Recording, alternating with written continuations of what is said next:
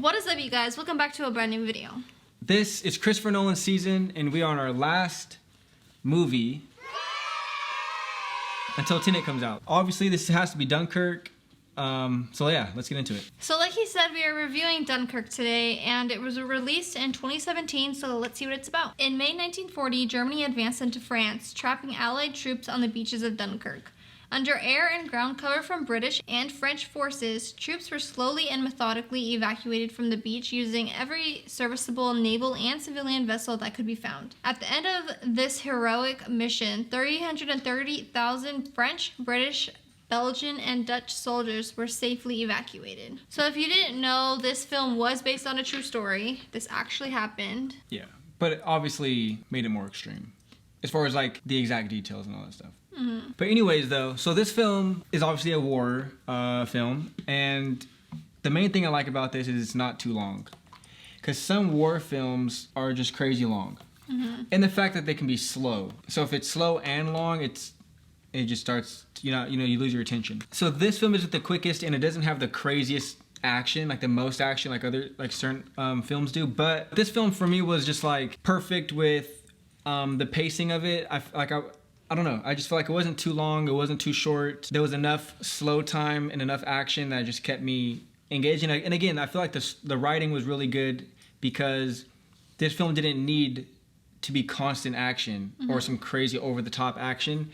I was still interested in every story because it kind of followed a few different people. Overall, I just feel like it really did well with that. And Harry Styles is a GOAT. Yeah, we were watching it and I was like, is that Harry Styles? Yeah. And it turns out it is, which is hilarious. Nobody had a really crazy role in this film where it's like you need like pristine acting, because it was a lot of just looking at the scenery and what's going on rather than some, epic performances. But overall, I feel like it did its thing. I feel like it did really good. And it's not confusing like Interstellar at all.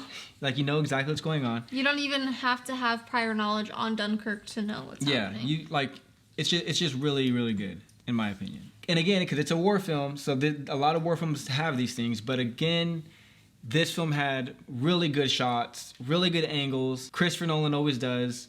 Again, I feel like in every movie, there's certain ones that stick out where it's like, this is a really nice shot. So that's another plus in my opinion. But yeah, I think my favorite part about this film is really just the way it looks. I think it looks really good. And I like war films already, so for me, it's like it's already interesting regardless. So I'm not really into war films, but I actually enjoyed this one.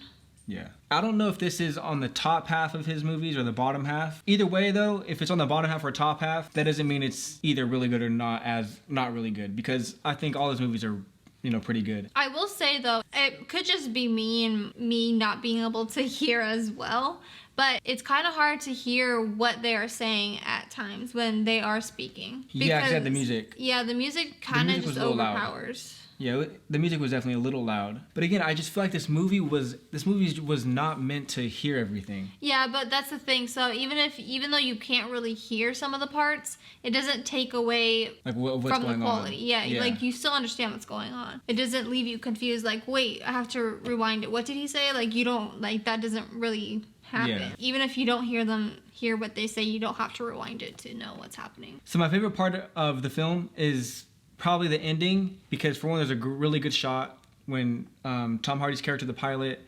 basically sets his aircraft on fire. Yeah, because he basically makes the biggest sacrifice of all by continuing to fend off the other aircrafts while he has no gas. Yeah, he's just what's it called, riding the wind. It's basically like he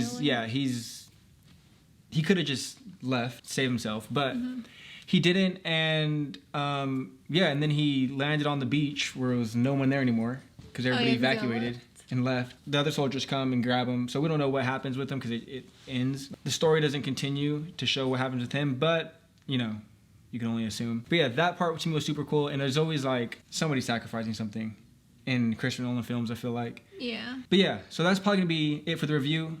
So let's get into the ratings. So I would give this movie an 80 based off what I just said and previously. I do really enjoy how he captured every scene about something different rather than just keeping it the same and boring. He made it diverse, I guess you can say. Yeah. And like I also kind of I didn't enjoy it, but it was kind of funny how Harry Styles was in this film.